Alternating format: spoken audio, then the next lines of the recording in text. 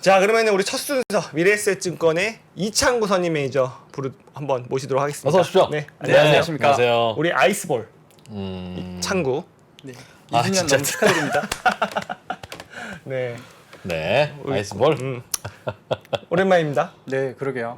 또 요새 되게 잘 나가요. 뵙겠습니다. 최파고랑 라이벌 구도로 가고 있어서 오. 또 글로벌 라이브에서 밀고 있는 그런 또 신성입니다. 최파고 어릴 때부터 제가 업어 키웠는데. 그러니까요. 요즘은 최파고를 뭐, 아주 애정하셨던 우리 네. 프로님이셨죠. 그렇군요. 네. 근데 찬구 형이 더 마음에 든다 오늘 보니까. 뭐 장점이 워낙 다르니까요. 또 둘의 댓글창에 매력이 다른 것 나타나겠네요. 같습니다. 우리 또 최파고. 저의 사랑은 길어야 일주일. 네. 그러면 오늘 뭐 어땠나요? 시장부터 좀 볼까요? 네, 네, 글로벌 오늘- 시장 정리해 주시죠. 네, 시장 먼저 말씀드리겠습니다. 글로벌 시장 전반적으로 하락했습니다. 중국 시장은 상해가 0.71 하락, 심천이 0.98 하락했고요. 홍콩 H가 0.52 상승했습니다. 미국 시장은 다우가 1.23 하락, S&P 500이 0.67 하락, 나스닥이 0.16 하락했습니다. 오늘 오랜만에 좀 빠졌어요, 그죠? 네, 맞습니다. 어제 괜찮았었는데. 뭐 정치적인 이슈도 있었고요. 그래서 오늘의 시장 요약 말씀드리면 지정생존자입니다. 지정생존자. 네, 그 미드로도 유명했던 넷플릭스 드라마였고 네, 네. 한국에서도 리메이크 버전 나왔었잖아요. 네네. 근데 이 드라마를 보면 이 대통령이 국회 연설 중에 국회가 폭파됩니다. 맞아요. 그래서 이제 모든 이제 국가 원수들이 갑자기 이제 돌아가시는 바람에 국회의원이 이제 그 국가의 수장이 되는데 네. 이 드라마의 에피소드를 전개되는 걸 보면 사건 사고가 매회 발생해요. 맞아요. 뭐 한때는 중동에서 한때는 국내 문제 뭐 이게 등등 발생하는데 요즘 주식시장 상황이 정말 계속해서 사건 사고가 발생하는 것 같고요. 그래서 제가 이 3% 통해서도 한번 말씀드렸는데 주식 투자의 장점 세상 돌아가는 얘기가 호흡할 수 있다. 단점 세상 만사 걱정 다 하고 해야 된다. 그러니까 네. 그 단점이 너무 크다, 진짜. 맞아요. 네. 또 세상만사 돌아가는 얘기는 또 언더스탠딩 봐도 뭐 다 알 수 있는 것들이 많아서. 네. 이게 주가 지수 빠지고 이럴 땐 머리 아파서 딴 거 다 스킵하고 좀 언더스탠딩 보는 것 같아요, 요새. 네. 근데 시장이 또 돌아서니까 여러분 또 그 증권 관련된 코너도 좀 많이 보셔야 될 것 같습니다. 네. 그래서 오늘은 시장을 가장 영향을 준 건 역시 대만을 예, 맞습니다. 방문한 미국의 하원 의장. 네. 왜 간 거예요, 도대체?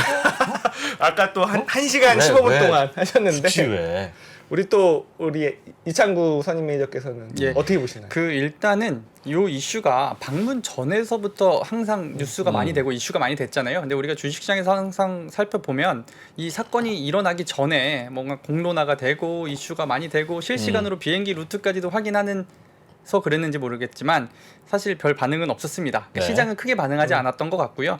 확실히 시장은 불확실성과 생각하지 못한 변수를 걱정하는 것 같아서 네. 이 이슈는 일단 일단락은 되는데 이 다음 박자가 또 남아 있어요. 네. 뭐예요? 치포 동맹입니다. 아하. 칩4 동맹. 네. 네, 그 미국, 한국, 대만, 일본 반도체 공급망 동맹을 하고 중국의 반도체 고립을 목표로 하는데 네. 이 펠로시의 이번 대만 방문은 뭐 민주주의뿐만 있는 건 아닌 것 같아요. 그러니까 TSMC를 겨냥한 것도 있는 것 같고 결국에 중국을 이제 반도체 쪽으로 고립을 시키겠다라는 의지의 표명인 것 같기도 합니다.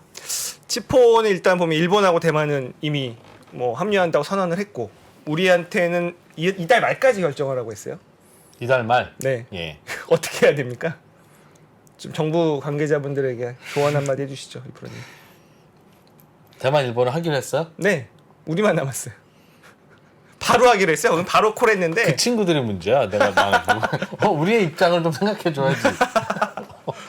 결정 안 한다고 바로 결정해요? 그렇게? 그러게 말입니다. 이번 정부의 스탠스는 어느 정도 윤곽이 나오지 않나요? 그러니까 러시아산 원유를 제일 많이 수입을 감소한 국가가 한국이거든요. 유럽보다도 더 많이 감소했기 때문에 저는 어느 정도 이거는 예측이 가능한 것 같고 사실 여기서 걱정하는 건 뭐냐면 하드웨어 기업이나 중국에 공장이 있거나 중국에서 생산하는 기업들이 조금 우려스러워요. 뭐 한국 기업이나 미국 기업 역시도 왜냐면은 이렇게 또 더 강한 무언가를 주었을 때 네. 중국에서는 또 다른 액션이 나올 수도 있잖아요. 그래서 중국에 공장이 있는 회사들이 조금 그게 걱정인 게 어차피 치포를 했어요. 그러면은 중국이 우리 반도체를 안 사가 있을 수 없죠. 이미 왜냐면은 디램 같은 경우는 삼성, 하이닉스, 마이크론밖에 없는데 뭐 무조건 사가야 돼요. 근데 문제는 아까 말씀하셨듯이 삼성의 시안 공장이 낸드 플래시 만들고 있고 그다음에 SK 하이닉스가 그 우시에 디램 공장이 있단 말이에요. 근데 이 치포도 치포지만 그 반도체 지원법에 보면은 세제 혜택 받잖아요. 우리나라 기업들도. 그러면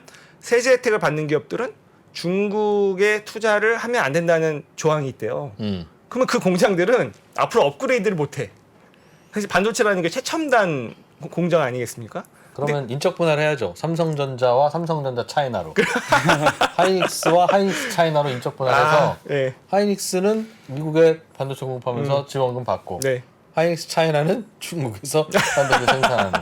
인적 분할해야 됩니까? 물적 분할해야 됩니까? 그거는 무슨 모든 분할은 이제는 인적 인적 분할해야 돼, 그죠? 물적 분할은 퇴출이야 퇴출. 그러니까. 상장 네, 박물관으로 가야 되는. 근데 미국과 유대인의 스탠스는 그렇게 호락호락하지 않을 것 같습니다. 우리보다 분할의 역사가 훨씬 더 깊은 나라인데 그거 그렇게 넘어가 줄까요? 그럼 그러게요. 어떻게 해야 돼요? 이거 우리 반도체 기업들에게는 호재입니까, 악재입니까? 그러니까 사실 이게 뭐 반도체뿐만이겠습니까? 이게 출발일 수도 있고요. 왜냐면은 말 그대로 공급망 문제가 발생했다는 거는 세계가 이제 세계화보다는 반세계화고 두 쪽으로 쪼개지는 거잖아요. 거기서 이제 우리의 스탠스는 어느 정도 가닥은 잡히는 것 같고 여기서 살 길을 또 찾아야겠죠. 어려워지는 기업들 살 길이 어디냐고. 그러니까 많아질 것 같은데. 그러니까 저는 개인적으로 중국을 대체할 무언가를 또 만들어낼 수도 있을 것 같아요. 그러니까 우리가 과거에서 이제 미래의 힌트를 찾아야 되잖아요. 이거 유비 추리를 해야 되는데 90년대 일본을 조금 힘들게 하면서 중국을 WTO에 가입시키고 중국을 세계 공장으로 만들었듯이 네. 중국을 이제 죽인다라는 거는 이 또 한 번의 제3국으로 갈 수 있다라는 영향이 있다고 생각을 하거든요. 그러니까 제가 이제 다음 순서에 써놓긴 했는데 90년대 일본, 00년대 미국, 10년대 중국, 2020년대 미국의 박자였어요. 그러니까 인덱스적으로 시장의 그런 중심 축이 퐁당퐁당이네요. 그렇다라는 거는 우리가 30년이라는 방점을 찍고 봤을 때 미국이 아닌 제3국일 가능성이 높아 보이는데 저는 이게 미국의 동맹국일 가능성이 높아 보이긴 하거든요. 네. 그래서 사실 후보군들을 뽑아 보면 네. 첫 번째가 인도, 뭐 인구도 많고, 근데 하지만 이번에 스탠스가 참 애매하잖아요. 그렇죠. 그리고 두 번째가 인도네시아였는데 최근에 또 수도가 잠기는 문제가 생길 수 있다고 막 얘기가 나오더라고요. 뭐 그런 지역적인 문제 그리고 과거 역사적으로 적도 부근의 나라가 잘 된 적은 많이 없었다라는 것들. 그래서 세 번째로 생각한 게 로봇이긴 했거든요. 근데 이 로봇이 일본 점유율이 정말 그렇죠. 그러니까 결국에는 정밀 기계라서. 제조 공장을 어디로 이전하느냐의 문제인데 저는 이 제3의 선택지인 일본과 로봇의 가능성도 있을 것 같다. 그래서 이렇게 생각하게 된 게 7월 이제 고점 대비 변동을 좀 확인했어요. 그러니까 네. 우리가 올해 많이 언급했던 것 중에 달러 강세도 언급을 많이 했었잖아요. 근데 그 달러 강세에 비례해서 달러 강세가 조금 꺾였을 때 엔화가 제일 강했거든요. 고점 대비 5% 강했고요. 유로가 2.4%, 원이 1.2% 강세했습니다. 그러니까 원은 사실 어떻게 보면 강했던 포인트가 안 나왔던 거고 그에 반면에 N은 5%나 한 보름 만에 강해졌거든요. 그래서 이런 부분도 대만 이슈랑 조금 연결해서 생각을 해보시면 좋을 것 같고 네. 대만 이슈랑 이게 지금 무슨 연결이에요? 제가 한 20초 정도 딴 생각했다가 못 따라갔어요. 죄송합니다. 네, 그러니까 예. 이 미국이 대만을 방문한다라는 거는 중국과 좀 더 강한 스탠스로 대치하는 맞이하겠다라는 뜻이고. 건데 네. 그러면 이제 중국에서 공급해 오던 그런 공급에 대한 이슈를 다른 나라로 돌려야만 되잖아요. 우리가 중국에서 이제 못 싸운다는 겁니까? 그렇죠.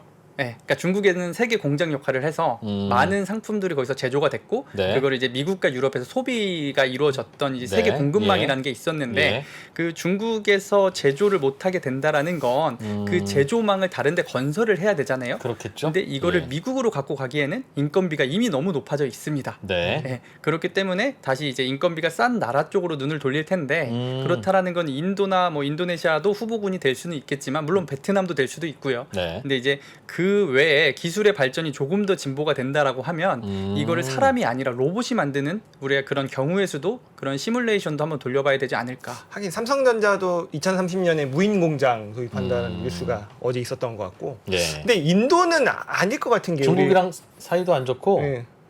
제가 인도 또 전문가 아니겠습니까? 강성윤 교수님 얘기 쭉 강의를 들어보면 네. 인도는 약간 미국 편은 아닌 것 같은데 보니까. 그러니까 뭔가 중국과 인도의 가장 큰 공통점은 인구가 많으니까 네. 중국이 세계의 공장을 하다가 세계의 공장이 인도로 넘어갈 것이다라고 많은 분들이 얘기하는데 중국이 세계의 공장이 된 이유는 인건비 때문만이 아니라 그렇죠. 어디서 중국에 가서 저 여기다 공장 좀 지으려고 합니다라고 하면 중국 공산당이 한 일주일만 기다려 보세요. 그럼 저희가 치워드릴게요. 맞아. 저 사람들 어떻게 일주일 만에 치워요? 에이 일주일이면 돼요. 하고 일주일 후에 가보면 깨끗하죠. 싹 비워져 네, 있더라는 맞아요. 거예요. 자 이제 공장 지으세요? 한다는 거죠. 그러니까 이게 되는데 인도는 한 10년 걸릴까. 인도는 안 돼. 우리 코스코 고생한 거 봐. 한 네. 축으로 또 고민해야 될 게, 그러니까 예. 중국이 제조 공장 역할도 했지만 그러면서 GDP가 올라가면서 사실 소비 여력도 조금은 올라왔잖아요. 그러다 보니까 이제 유럽 같은 경우도 명품 기업들이 중국의 눈치를 많이 봤던 것도 있고, 네. 뭐 미국의 대표적인 소비재 기업들 브랜드를 갖고 있는 회사들도 있지만, 그러니까 다른 이 소비 시장을 또 키우는 것도 해야 될 것 같긴 하거든요. 왜냐면 본인들이 제조는 안 하고 사실 그 디자인만 하고 상표만 붙여서 제조는 다른 데서, 그러니까 제조도 거기서 하고 소비도 중국에서 일어나니까 돈은 계속 이제 큰 회사들이 벌어갔잖아요. 네. 이제 그런 역할을 할 만한 국가들을 이제 타겟팅을 해야 되는데 단순히 로봇으로만 한다라는 거는 제조 문제는 해결이 돼요. 근데 소비 시장을 또 하나 키워야 되는데 그 문제는 또 우리가 고민을 해봐야 될 것 같습니다. 우리도 로봇 잘하면 안 되네. 우리나라도 좀 그 30년에 제 3국으로 그 후보가 안 될까요? 한국에서는 그 보스턴 다이나믹스를 현대차 그룹이 인수하면서 사실 가능성은 열어두긴 한 것 같거든요. 왜냐하면 미국에서도 그런 인수 승인에 대한 것도 허용을 했던 것 같고, 그리고 뭐 한국과 일본 모두 고령화라든가 인구 감소 문제가 심각하기 때문에 그런 로봇에 대한 의지는 다른 국가들에 비해서는 상당히 높을 거라고 판단합니다. 그렇군요.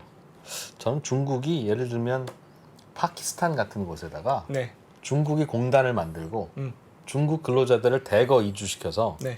거기에서 거주도 하고 제품도 만들고 하면서 삼성전자한테 디램 좀 보내주세요. 여기는 파키스탄입니다라고 하면 그래? 그렇죠. 뭐 그렇게 되는 방법도 있지 않을까. 파키스탄도 why not? 그러니까요. 여긴 중국이 아니니까. 네, 그렇기도 하고 모르겠습니다.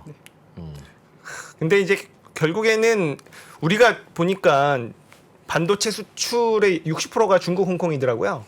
근데 그게 결국에는 사실 다 중국에서 소비되는 건 아니잖아요. 중국이 조립을 해서 바깥으로 내보내는 유럽과 거예요. 미국으로 나가는 거라서 복잡해요. 그래서 이거를 규제를 했을 때 이게 그러면은 애플의 공장은 어쩔 것이며 상하이의 테슬라 공장은 어쩔 것이며 네. 좀 복잡하게 얽혀 있는 것 같긴 해요. 제가 그래서 좀 전에 말씀드린 게 반도체 치포 동맹 하면 하드웨어 기업이나 중국에 공장이 있거나 생산하는 기업들이 변수가 될 수 있다고 표현을 드린 게 네. 네. 갑자기 우리 생산 못하겠다 해버리면 이 애플 만들던 거랑 테슬라 만들던 공장을 갑자기 다른 데로 이전을 해야 되잖아요. 그러니까 물론 그 테슬라 같은 경우는 유럽에도 이제 베를린에 짓고 있고 네. 뭐 캘리포니아나 텍사스에도 있지만 애플 같은 경우에는 사실 그런 거에 아직 형성이 안 돼 있는 문제도 있긴 하죠. 네. 그래서 중국이 반도체를 못 갖다 쓰면 미국인들이 제일 먼저 불편할 거예요 아마. 아이폰이 안 만들어지니까. 반도체만 그러겠습니까? 그러니까 최근에 사실 이번에 펠로시 방문하면서 물가 문제도 좀 반대 여론에서는 좀 언급을 했었잖아요. 지금 물가가 이렇게 계속해서 높아져 있는 상황에서 굳이 이 타이밍에 뭐 방문을 해야 되냐, 네. 조금 한숨 고르고 물가가 뒤에 가도 되지 않냐 이런 의견들도 있었습니다. 그러니까 반도체뿐 아니라 중국에서 나오는 모든 것들은 이제 물가에도 영향을 미치는 거니까. 그렇겠죠. 중국이 만들던 걸 갑자기 어디서 안 만들면 네. 어딘가에서 다 만들어야 되는데 저는 그래 베트남이 만들던 걸 어디서 전 세계가 나눠서 만들자 뭐 그건 가능하죠. 파키스탄이 만드는 거 나눠서 만들자 뭐 가능. 중국이 만들던 거를 전 세계가 나눠서 만들자 그러니까 이게 어떻게 실제로 만들어요? 그 우리가 과거에 이제 그 한국에서도 경제 발전 역사를 보면 경공업이 먼저 발전을 하고 나중에 네. 중공업이 발전을 했잖아요. 근데 경공업 회사의 대표 의류 회사들은 이미 네. 베트남으로 많이 넘어갔잖아요. 그리고 실제 발주를 주는 게 중국의 공급망 문제 발생했을 때 베트남으로 많이 돌리긴 했거든요. 그러니까 경공업은 이미 어느 정도 소화를 시키려는 것 같은데 예. 다음 박자 이제 반도체 중공업, 그러니까 중공업 그 다음에 반도체라는 첨단 산업, 이게 점점 더 위로 올라가는 걸 어떻게 과연 대처를 할 것이냐. 네. 어려운 문제네요. 어려운 문제지요. 예. 그래도 시간은 흐르고 역사는 흐르니까 뭐 결국에는 어떻게 풀리겠죠 문제는. 네. 이번에 유럽이 러시아산 원유 가스 안 쓰고도 살 수 있지 뭐 그 뭐야?라고 했다가 못 버티고 지금 다 그러잖아요. 러시아가 인도에 원유 팔고 그 네. 원유를 다시 유럽으로 갖고 가는 네. 그런 눈 가리고 앙을 할 수밖에 없는. 지금 언급해 주신 게 사실 다음에 말씀드렸던 이제 오늘의 뉴스기도 했는데요. 그 G7이 러시아 원유 특정 가격 이하가 아니면 운송 금지를 하면서 네. 가격 상한제를 추진하고 있거든요. 그러니까 실제로 유럽에서는 원유가 부족함에도 불구하고 이런 거를 추진을 하는데 재밌는 뉴스를 또 봤어요. 유럽에서 에너지 절약 차원에서 야간 조명을 끄고 상점의 와이파이를 끄고 에스컬레이터도 멈춘 곳도 있다고 합니다. 와, 우리 옛날 정말 어렸을 때 그런 절전 운동 새마을 운동. 네. 촛불 켜고 막 네, 네. 아껴 써야 되고 그래서 결론은 이제 윈터 이즈 커밍인 것 같고요. 지금 여름 시즌인데도 이런 그러니까 습관들을 들이려고 하는 건지 아니면은 에너지를 좀 더 절약을 해보자라는 것 같아요. 그래서 결국에는 유럽이 만약에 이런 에너지단이 계속된다라고 하면 우크라이나와 러시아를 협상 테이블에 앉히고 싶어 하는 것도 있을 것 같아요. 그러니까 물러설 수는 없겠지만 그럼에도 불구하고 또 본인들의 그런 뭐랄까요 생존 위협이기도 하잖아요. 에너지가 없다라는 건. 예. 그래서 그런 부분도 어느 정도는 있는 것 같고 그 러시아도 보면 에너지 생산량이 원유가 12%로 2위, 천연가스도 16%로 2위, 석탄 5%로 6위예요. 그러니까 생각보다 이런 1차적인 광물 자원에 있어서 원유에 있어서는 상당히 생산량이 많은 국가였다. 러시아도 힘들 것 같아요. 왜냐면 이건 중국하고 인도는 좋은 건데 이미 지금 중국이 사가는 그 우랄산 석유를 브렌트유보다 35달러 싸게 사가고 있대요. 예, 인도가 중국 인도가. 중국이? 예, 그 얘기는 협상 잘해 진짜. 이 협상력이 완전히 바이어한테 있는 거죠. 중국한테. 근데 유가 상한제를 한다? 그러면 중국은 더 싸게 사가려고 하겠죠. 러시아도 그렇게 좋은 게 아니에요. 왜냐면 사실 이걸 안 팔 수는 없는 상황이기 때문에. 그리고 또 어쨌든 러시아는 뭐 반도체가 안 들어가서 이제 무기를 더 못 만든다는 얘기도 있고 뭐 좀 복잡하게 돌아가는 것 같습니다. 이쪽 전쟁 상황도. 네. 그래서 네, 다음으로 또 중국 뉴스가 하나 더 있는데요. 네. 중국의 헝다그룹이 7월 말까지 기본적 채무 구조 조정안을 약속을 했는데요. 이걸 이행하지 못했습니다. 중국은 진짜 부동산 때문에 뭐 사단 한번 날 것 같아 진짜.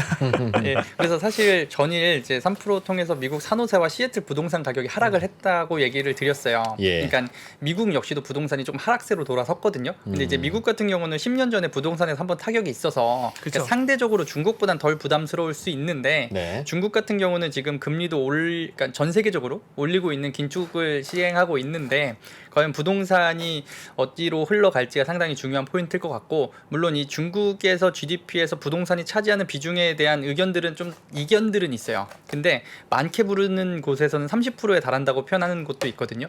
그렇다는 거는 GDP의 30%에까지도 영향을 줄 수도 있는. 그러니까 이게 사실 부동산을 걱정하는 거는 이게 금융위기로 전이가 되냐 안 되냐인 거잖아요. 그래서 물론 미국의 위기는 뭐 파생 상품이 중간에 껴 있었기 때문에 더 파급력이 크긴 했었는데 그러니까 중국 같은 경우도 이러한 사실 좀 어떻게 보면은 대형 부동산 그룹에 대한 채무 조정이 조금은 실패했다가 7월 말 뉴스로 있었습니다. 이미 뭐 조만한 지역은행 하나가 또 뱅크런 사태가 있기도 했었고 그리고 지금 모기지를 상환하는 거부하는 그런 사람들이 굉장히 많아지면서 한 100만 채 이상의 그 건설 현장이 셧다운돼서 멈춰 있는 상황도 있고 일단 문제는 되게 많은 것 같아요. 그리고 우리도 집값 한번 빠질 때 화끈하게 한번 빠지잖아요. 뭐 IMF 때 금융위기 때 이럴 때 보면은 고점 대비 막 30~40%씩 막 빠지고 물론 다시 올라가지만 중국은 조정다운 집값 조정이 없었던 것 같아요. 그동안 계속 올랐죠. 쉬지 예, 않고 예. 멈추면 조정이었고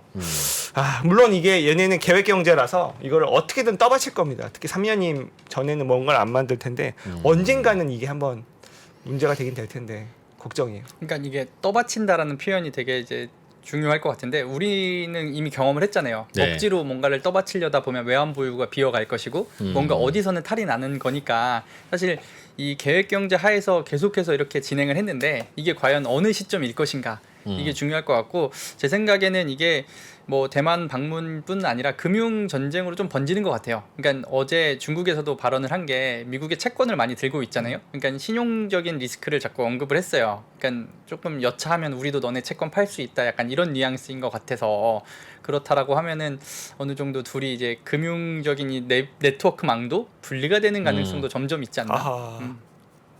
그러면 금융망에 있어서도 혹시 줄서기를 해야 됩니까? 뭐 한국에 있는 시스템 대부분 이미 그 스위프트망은 미국 쪽 아닌가요? 그렇죠.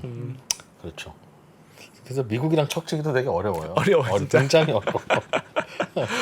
아이고 참 어려운 거 많네요. 또 뭐 있을까요? 네, 다음 뉴스는 호주 뉴스인데요. 기준금리 1.85로 0.5% 빅스텝을 3개월 연속으로 밟았습니다. 호주. 네, 그래서 예. 호주 역시도 금리 인상 기조를 이어가는 것 같고 금리를 한번 짚어드리면 미국이 2.5%, 한국이 2.25%, 유로가 예. 0.5%, 중국이 3.7%입니다. 호주는 이번에 1.85%입니다. 1.85가 됐어요. 0점 올려서 네. 음. 그래서 미국이 2.5고 중국이 3.7인데 이 갭이 상당히 중요할 것 같거든요. 그러니까 물론 뭐 금리가 잠깐 역전된다고 해서 엄청난 자본 이동이 있는 건 아니지만 이러한 문제들이 장기화됐을 때, 그러니까 미국에서는 금리 올리는 게 사실 첫 번째 목적은 물가를 잡는 거긴 한데 네. 이 과거에도 보면은 미국이 물가를 올리면은 이제 신흥국부터 타격이 도미노처럼 생기기 시작하잖아요. 그러니까 그렇죠. 결국에 제일 중요한 거는 달러와 에너지 원인데 이 달러로 압박을 시작하겠다라는 뉘앙스도 있는 것 같습니다. 하긴 달러 무시하지 마라라는 이 달러 강세 랠리가 가끔씩 나오는 게 그쵸 있죠. 그러니까 지금도 미국이 돈을 너무 많이 풀었어. 이게 기축 통화로서 말이 되냐라고 하는데 달러는 뭐 거의 뭐 10년의 사상 최고치로 비싸고 이런 일들이 계속 벌어지고 그래서 있죠. 저는 하반기에 제일 중요한 게 달러의 방향일 거라고 생각하거든요. 그러니까 상반기 내내 우리가 강한 달러를 경험하면서 그런 네. 시장 환경에서 이제 포트폴리오를 계속 구성을 하려고 노력을 했는데 그 방향이 계속 강해질 거냐 아니면은 조금의 변수는 생길 거냐인데 제가 이 보름 동안에 지켜봤던 시장의 움직임은 미국의 동맹국들에서는 움직임이 조금은 보인다. 그러니까 오히려 위안화는 약했거든요. 그 보름 동안. 그러니까 위안화는 조금 더 약해졌는데 동맹국들의 환율은 조금은 강해졌어요. 물론 유럽에서도 정말 뭐 10년 만에 금리를 올리기도 했고 네. 그래서 결국에는 달러 가치를 평가하는 거는 유로와 엔이 좌우를 하긴 할 텐데 이러한 좀 맥락적인 모습에서 봤을 때 하반기의 키는 달러 방향에 달려 있다. 동맹국들은 좀 좋을 수 있다는 거죠. 그렇죠. 미국 우리도 동맹의 강도가 동맹국입니까? 반동맹인가 우리? 뭐 미군이 주도하는 주둔하는 나라는 그래도 동맹국 아닌가요? 군사적으로 돼 있고, 그러니까 사우디에서도 이번에 원하는 게 미국이 조금 더 본인들을 군사적으로 지켜주기를 원하는 스탠스도 있었잖아요. 대규모 좀 무기 수출도 했던데요, 사우디로. 그럼 지금 좀 있으면 오펙 플러스 회의 결과 나올 텐데 증산 안 하기만 해봐 진짜. 네. 네. 그래서 오늘의 뉴스는 AMD 실적 이야기도 좀 있는 것 같습니다. 네, 실적이 2분기는 뭐 그렇게 안 좋진 않았으나 3분기 가이던스가 좀 아쉬웠던 것 같아요. 그래서 이제 어제 전일 시간 외로 하락을 했는데 이게 CPU는 선방했는데 GPU가 부진했거든요. 그러니까 우리가 대표적으로 GPU라고 하면 게임 수요, 그다음에 그쵸. 뭐 비트코인 수요인데 어떻게 보면은 그 부분이 이제 가격에서도 반영됐듯이 어느 정도 AMD도 그 타격이 연장선상이지 않을까 싶습니다. 엔비디아 안 좋겠네. 뭐 엔비디아가 1군이고 AMD가 2군이라고 하면 네. 네. 아하 큰일이네. 그렇군요. 오늘은 어제 그러니까 미국 시장은 어제 그러니까 오늘 아침에 마감된 게 이 정도 하락폭이었다는 말씀이죠. 예, 맞습니다. 지금 선물은 조금 네, 선물은 플러스 보이고 나는 있는 것 것 같습니다. 같아요. 알겠습니다. 재밌네요. 글로벌 라이브 재밌어졌어요? 그거 너무 오랜만에 오셨어요. 아, 지금 그런가요? 이 프로 계속 오라고 지금 댓글에서 난리가 났습니다. 지금 또 재밌어질 때가 됐어요. 우리가 한참 죽을 뻔했습니다. 한참 잘안 좋아서 무슨 얘기를 해도 틀리고. 그러니까요. 좀 재밌어질 때 됐으니까. 네. 종종 오늘은 또 오시- 왜 내렸나요? 이런 질문도 갔던 그런 때가 있었죠. 예. 네, 그래서 자. 오늘 말씀드린 거 정리 드리면 음. 이 펠로시의 대만 방문 이후로 중요한 이슈는 치포 동맹일 것일 것 같고요. 네. 환율은 위안화 약세, 미국 동맹국은 강세를 조금 보였던 것 같습니다. 그리고 G7에선 러시아 원유 가격 상한제를 시도하고 있습니다. 정리도 해주시네요. 야, 좋다 여기. 글쎄요, 저는 안 했는데 예전에. 감사합니다. 네, 미래에셋증권의 이찬구 선임 매니저님 고맙습니다. 네, 감사합니다. 고맙습니다. 전자신문과 3프로TV가 투자에 대한 고민을 함께 나누는 자리를 마련했습니다. 향후 주식시장이 어떻게 될지 하락장에서 매매하는 방법과 그리고 부동산에 대해서도 함께 이야기해 보겠습니다. 자세한 사항은 3프로TV 영상 하단 유튜브 커뮤니티를 확인해 주세요.